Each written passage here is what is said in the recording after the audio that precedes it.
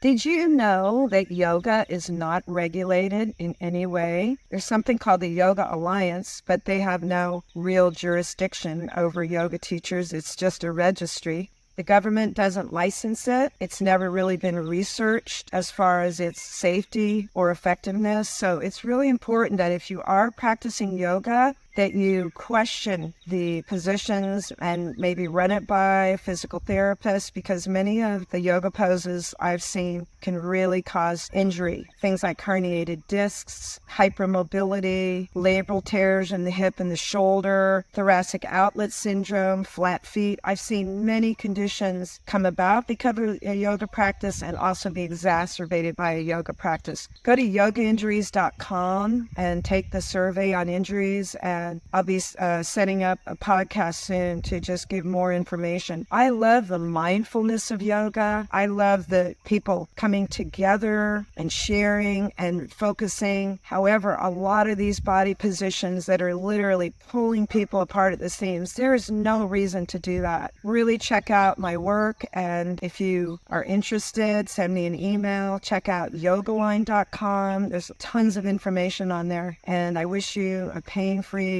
and peaceful day. Aloha.